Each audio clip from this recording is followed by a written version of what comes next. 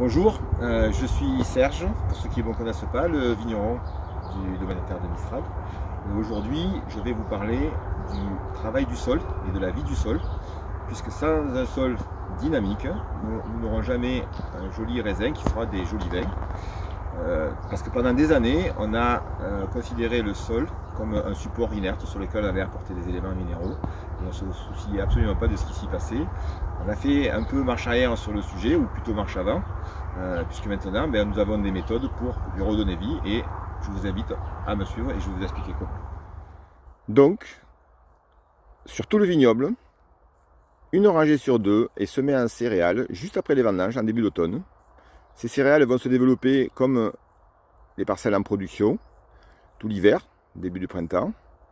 Et en fin de printemps, c'est-à-dire maintenant au mois de juin, nous allons les broyer, laisser sécher les pailles quelques jours, et ensuite les enfouir en passant un décompacteur.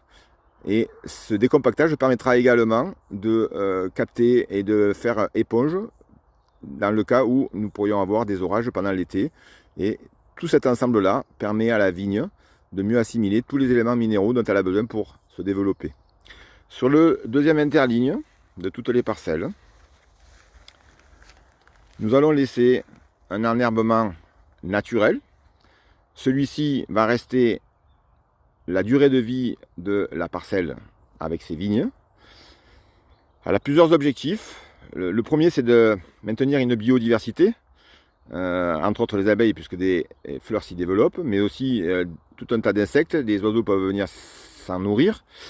Les racines sont porteuses de mycorhizes, de champignons qui seront favorables à la vie du sol. Il y aura aussi des micro-organismes dans le sol qui vont se développer sur ces racines-là.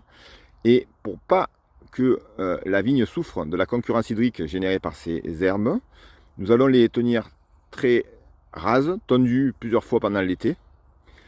Et à l'automne, nous les laissons à nouveau se redévelopper. Et bien sûr, toujours sur le regard bienveillant de notre belle montagne Sainte-Victoire.